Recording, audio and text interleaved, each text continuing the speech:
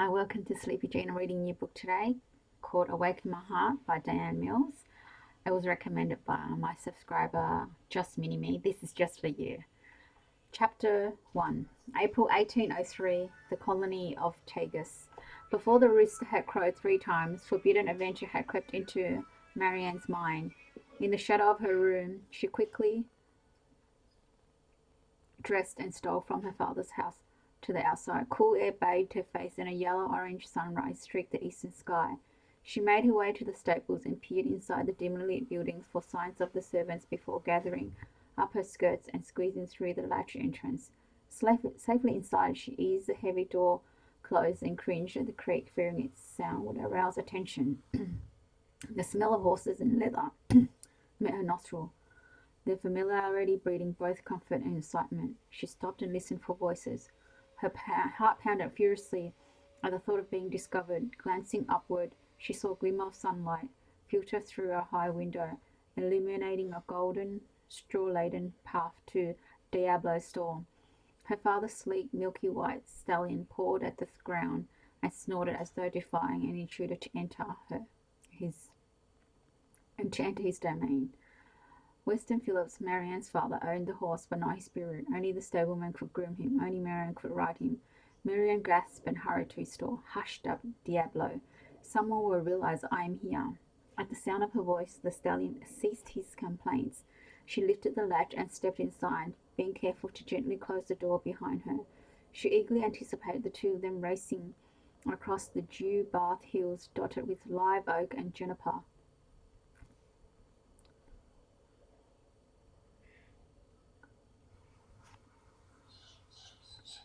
How she yearned for the freedom of flying with the wind and being as one with the powerful Diablo.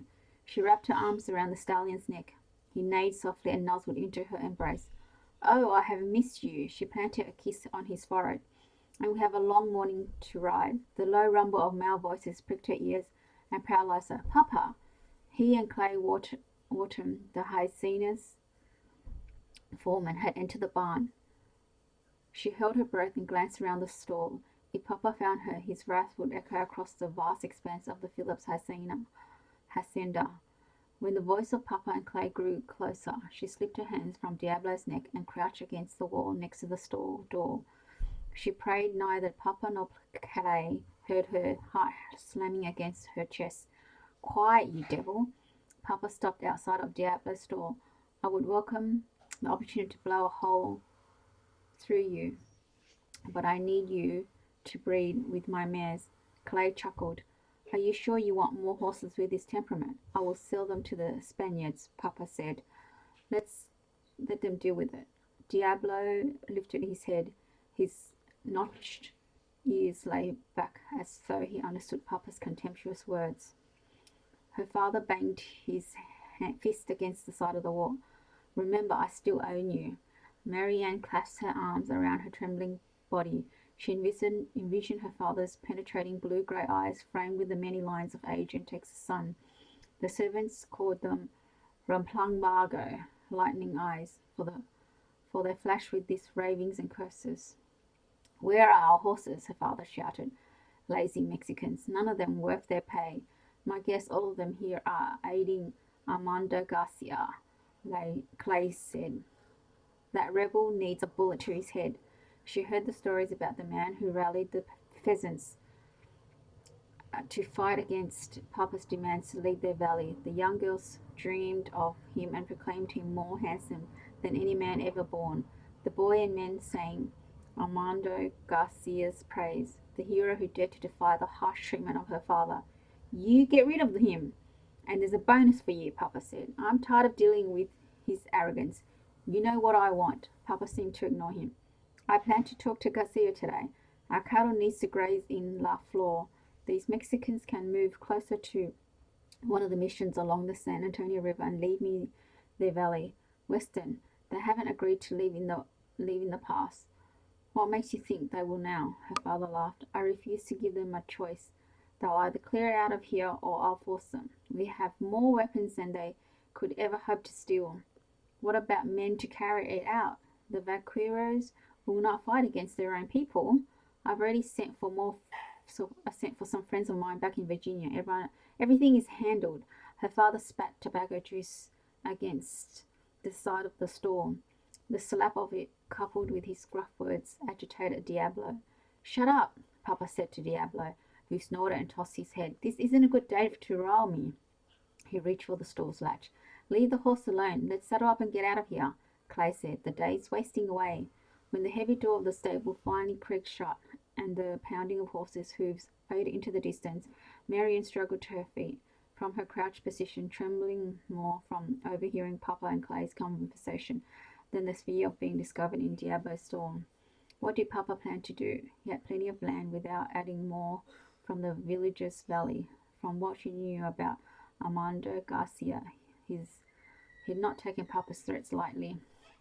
She hoped the problem could be settled without a bloody battle, for she feared the Mexican peasants were no match for whatever Papa had in mind. With a deep sigh, she stepped from the store to fetch Diablo's silver-studded bridle from the tack room. Beneath a worn, carved leather saddle, decorated boldly in orange and yellow mineral paints, she found her cotton skirt and blouse. One of the servant women had given Marianne the clothes after she complained of having to ride in the cumbersome petticoats. Mama objected to her wearing the apparel of the Mexican women, especially the blouses that revealed her elbows, but Marianne loved the loose fit and the way the style made riding effortless. Diablo pranced like a child eager to play. She laughed at his impatience and pushed aside the conversation she overheard between Papa and Clay. Later she asked one of the servants about the valley. She grabbed a sombrero and fitted its cord beneath her chin. Mama would banish her from any horse if the sun tanned her pale skin. Leading her beloved stallion to the stable door, she pulled hard to slide it open. As a child she found the task impossible, but at 18 she found the undertaking easier. "Marianne," Mama had said, "you need to abandon riding and settle down. You must learn to act like a woman ready for marriage." "Not yet," Marianne had replied, planting a kiss on her mother's pale cheek, "but soon." Neither spoke of her father's threats to arrange a marriage with the Spaniard-born cattle baron Lorenzo Sanchez de la Diaz Franco, who lived near the Guadalupe River. She knew why Papa wanted the marriage. The Sanchez holdings promised to multiply Papa's power and influence amongst the TJ's elite. Marianne detested the thought of marriage after living with the unpleasantness between Mama and Papa. Why put herself under the dominion of any man, especially one who was twice her age? Still, she knew her feelings meant nothing if Papa wanted the marriage. She would be forced to comply with his demands. Shaking her head to rid herself of all the unpleasant thoughts, she raised her foot into the stirrup and swung her leg over the saddle. She turned her attention to the western pastures and the further hills where her father's cattle grazed. The stallion left a blinding cloud of dust behind them, and all around she revelled in the beauty of spring unfolding like the wings of a butterfly. Yellowish white yarrow and nodding daisies with orange centers scattered the earth.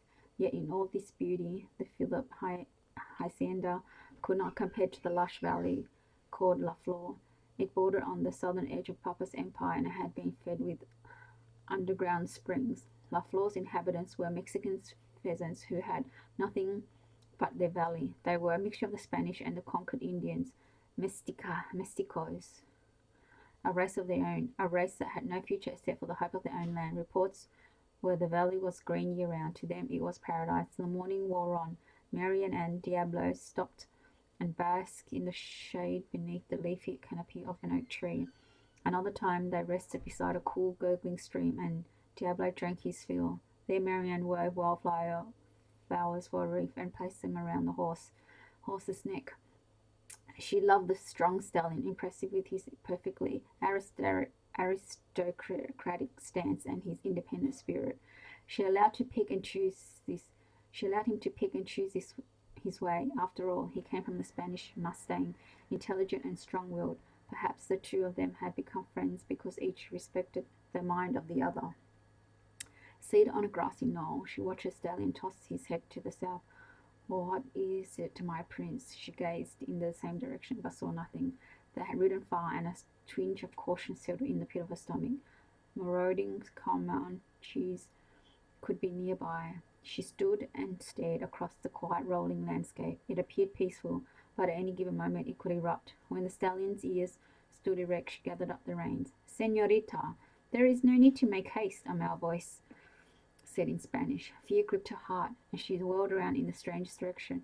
All of Mamma's warnings about the ways of men replayed in her mind, and she pulled the brim of her sombrero further down over her face. From under a grove of trees, the man rode a dun gilded towards her. The quality of the horse startled her, uncommon for a man of threadbare dress. Few of her father's vaqueros owned so fine an animal. I must have frightened you. I'm sorry. Gripping the reins and holding back Diablo, she realized he must not see her light skin. Your stallion protects you. That is good. Marian nodded and moved to mount Diablo. The man inched his dun closer, and the stallion screamed his protest. Though Marianne understood his Spanish during Juan's lesson, he made her promise to not tell anyone, as it could put them both in danger. So, shall I not see your face, senorita? His voice rang like a soft breeze in midsummer, but Mamma had warned her of falling prey to a man's charm. Marianne climbed into the saddle. No man would assault her with Diablo as her guardian. Holding back the reins, she stole a curious look at the man. He pushed his sombrero back from his head, revealing ravenous black hair and a honey-coloured face so handsome that he took her breath away. His gentile features best befit the Spanish nobleman who often visited her home. Deep, penetrating brown eyes, veiled in thick black lashes, stared back at her, and a slight cleft in his chin gave him a Spanish appeal. This was not a Mexican, a mestizo, a mixture of the Spanish and Indian. Or was he? The stranger peered back, but not a line on his face revealed any emotion. You have pale skin. Who are you? Tell me your name. Marianne swallowed hard. The word she heard that described La Flor Rebelrida, Armando Garcia, fit this man. Surely he could not be her father's enemy. Mamma had often said sin took the disguise of beauty. Paralyzed with the thought of danger, she couldn't force her feet to sink into Diablo's sides. The man drew near, and Diablo lifted his front legs. The action propelled Marianne to her senses, and she urged her stallion into a full gallop and raced towards the hacienda. She did not attempt to pull him back, but sunk her heels into his flanks until the two were one into the wind. Who was the man who had momentarily captured her senses? The memory both frightened and thrilled her. The mixed emotions were foreign, and she didn't know whether to shove them aside or allow them to linger. By the time Marianne and Diablo returned home in the noonday sun, Diablo hid from the vigorous pace, and sweat glistened from his white coat. She thought of nothing else but the handsome stranger by the stream. Was she a fool? He could have meant her harm. While she walked Diablo to cool him down, one of the servant boys hurried across the stable yard. Hard run, senorita? Diablo sensed something amiss. He wasted no time in getting us back here. Senora Phillips, she called for you. The young boy kept his distance from Diablo. Instantly concerned for her mother's delicate condition alarmed her. Is she ill? I think not. His dark eyes peered at her. But I think you might want to hurry. Yes, of course. She quickly led Diablo to the stables and his door. As soon as she spoke to her mother, she returned to tend to her stallion. Marianne's feet barely touched the stone entryway, shaded with huge palms, that led to the carved wooden doors of the adobe home. Pushing it open, she rushed past the reception room and its huge logged ceiling, down a hallway and back to her mother's bedroom. Marianne stopped for an instant outside the bedroom door and prepared for the worst. Mamma lay asleep against prop pillows, her eyelids flooded over cavernous pits that had once been a clear azure blue, but now they were dull and lifeless with the prolonged effects of her illness. There you are. Mamma opened her eyes and gave a faint smile. I don't have to guess where you've been, for the telltale scent of horse is wrapped around you. Is this my daughter dressed like a servant girl? Marianne glanced down at the blue skirt and white blouse. Her cheeks flushed warm. For a moment I thought one of Carmita's daughters graced my room. She beckoned Marianne to come closer. I envy your free spirit. I wish it could last forever. Yes, Mamma, I do too. When you are better we will ride together again. She tilted her head. I might even use a side saddle. You are my best medicine. We must talk of many things, Marianne. Your father will be gone for a few days, and he asks me to prepare you. Prepare me for what? Immediately her thoughts flew to La Flor, but her mother would not have knowledge of such things. Papa kept his affairs to himself and Clay. Her mother brushed back a lock of light brown hair. Not a single strand of silver wove through her tresses. and her features still bore the smoothness of youth. If only the spirit of good health surrounded her again. He plans to visit Don Lorenzo Sanchez to arrange your marriage. Chapter 2. A Jill raced up Marianne's arms. When is the marriage to take place? September. Tears pulled Mama's eyes. I wish I had better news, my dear. I could not persuade your father to postpone it until next year. Marianne inhaled sharply and fought the urge to weep. She refused to upset her mother. Still her lips quivered, as she lifted her chin. I do not want to marry him. The Don is older than Papa. He can give you fine clothes and more things than you possess here, and he has kindly ways. But I have no feelings for him. Marianne kneeled at her mother's bed. How can I marry a man who is more like a father? Shall I be his daughter? Your plight could be much worse. When Marianne failed to respond, Mama moistened her pale lips. Clay has also asked for your hand. Marianne shuddered. She knew exactly what her mother implied. She stood and walked to the window. Some called Clay striking with his deep violet eyes and chestnut-coloured hair, but Marianne loathed him. The way he looked at her made her feel as though she hadn't bathed. Her hand in marriage might be what Clay wanted for killing Armando Garcia. Yes, Mama, marriage to Clay Wharton would be a severe life. Perhaps in time you'll learn to love the Don. Come here, dear. Marianne obeyed, and Mama touched her soft hand to her daughter's cheek. Do you not dream of love? Marianne knew her words were laced with desperation, but she could not stop herself. Mama's dull eyes appeared distant. Ah, yes, I loved your papa from the moment I first saw him, and I still do today. Papa? Was Mama delirious? She continued to stroke Marianne's cheek. He courted me with the utmost tenderness, a perfect gentleman in every respect. I loved him with all my heart. What happened, now? Her mother sighed. My dear, your papa does have his tender side over the years. His ways have become peculiar at times, and I know you don't understand him, but everything he does is for you and me. And you still care for him. Marianne found it difficult to imagine her father anything but demanding and harsh. My love for your papa has never faded, and each time I look at you and see his smoky blue eyes and thick honey-coloured hair, I realize how blessed I am. For several moments, Marianne studied her mother's face, unable to comprehend how she could love a man who openly voiced his disdain for her. He ignored Mama unless he had guests. If you can endure Papa, then I can make the best of a marriage to Don Lorenzo Sanchez. The stranger's face from earlier today flashed across her mind, but she pushed it away. The brief encounter could have been her demise. She had been foolish to tarry for so long. Mama's face brightened. How noble of you to not rebel against your papa. God will reward you. Yes, Mama, God will keep me in the shelter of his wings. Do not give up on your papa. Again Marianne fought the urge to weep, but God loved all, and she could do no less. I won't, I promise. Desiring a change in conversation, she glanced out the window and overlooking the garden in his spring splendour. Let's spend the afternoon together, and Camila can prepare us a fine meal. We can eat with the smell of flowers and the singing of birds. Splendid, and we will talk no more about your marriage until tomorrow. Today is for you and me. Marianne gently grasped the hand and caressing her cheek. Rest for now. I must tend to a few things and bathe. Later I can read you in the garden. The day is lovely, Mama. I will look forward to our time together. Her mother eased back into her pillow. Her eyes closed, and Marianne stayed by her side until the sound of even breathing met her ears. Oh, Heavenly Father, I do not want this marriage, and I'm sorely afraid that Don Sanchez is like Papa. Once Diablo was groomed and Marianne had bathed and washed her hair, she again considered marriage to the cattle baron, a wealthy Spaniard who had inherited land and gold through his family. The man did have an amiable disposition. Surely her Heavenly Father knew best. A short while later, Marianne found Carmita grinding parboiled corn kernels to make flour. The dark-haired woman had beef simmering with onions, and in a separate pot she poured seeded red peppers and wild herbs to make a thick sauce. All would be rolled into a warm tortilla and topped with more sauce. Sensing hunger pangs, Marianne picked up the tortilla left from breakfast. Carmita glanced up from her work. Her earth-brown eyes twinkled. You left the casa early this morning before breakfast, senorita, she said in English. I spent a glorious morning riding Diablo. And you are hungry? Extremely. But this tortilla will do until later. Mama and I are spending the afternoon in the garden. Carmita handed her another tortilla.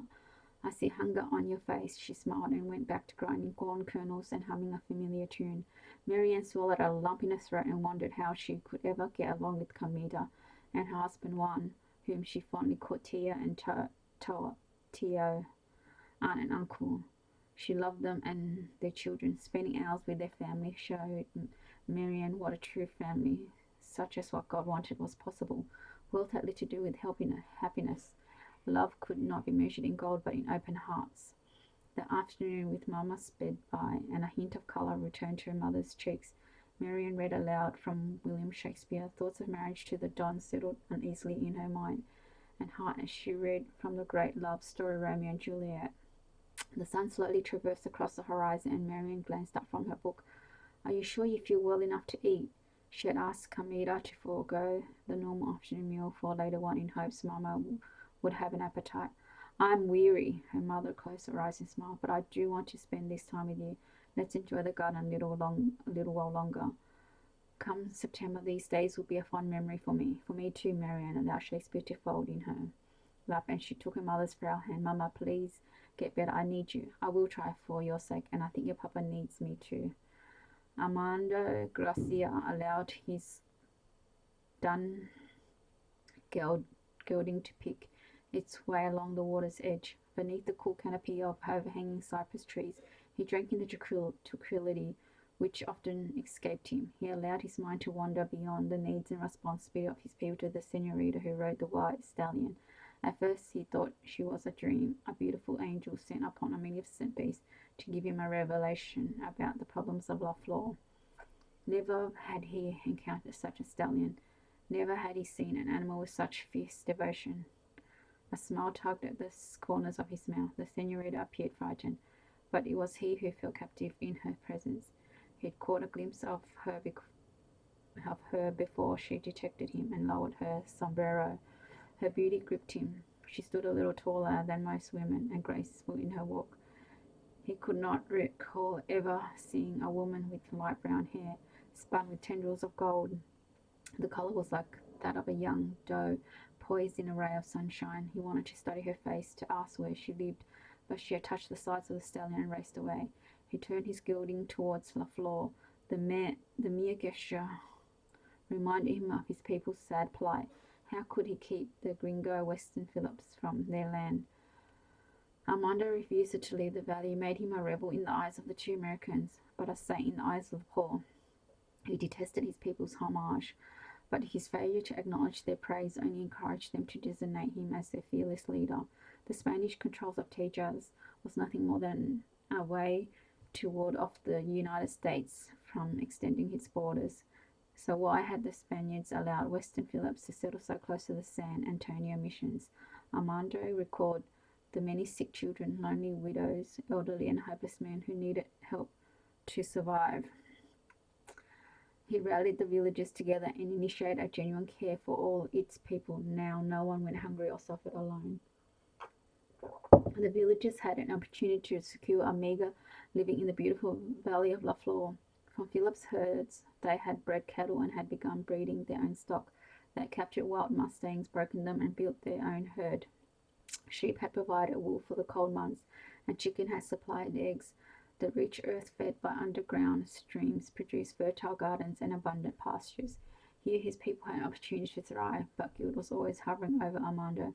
He knew it was wrong to steal from the Phillips hacienda, but at the time his people were hungry. To him, it was more important to give his people an opportunity to raise their own cattle and become self-sufficient. Many times he had considered driving the animals he'd stolen back into the Phillips herds. He decided to owe no man. And now the lord of the Phillips hacienda laid claim to their valley. Weston Phillips would kill for the fertile land. Early today he had stated so. Why would Armando be surprised? The wealthy had always oppressed the poor. That was life. "Get out of La Flor unless you want a bloodbath," Philip had said to Spanish. "Take your pupil to the missions." Phillips had leaned on his saddle and spit on Armando's feet, daring him to protest. Anger had seized him, but women and children were about, and he did not want the gringos to open fire. Besides, Armando needed help needed time to find a solution to his people's problem about the shedding of innocent blood. This is your last warning, Garcia. I've tolerated you for as long as I intended. For long as I intend, Phillips had said before leaving La Flor. Armando had spent the morning and afternoon thinking about how the villagers could oppose Philip's intentions and not get themselves killed in the process.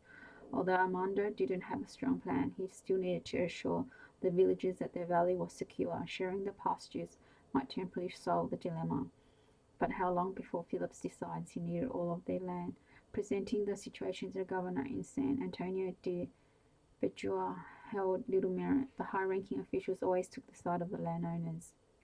In their eyes, mosquitoes were an annoyance, something to deal with like pesky flies, as long as they worked hard and did not interfere with the Spanish aristocracy. The poor mosquitoes were tolerated.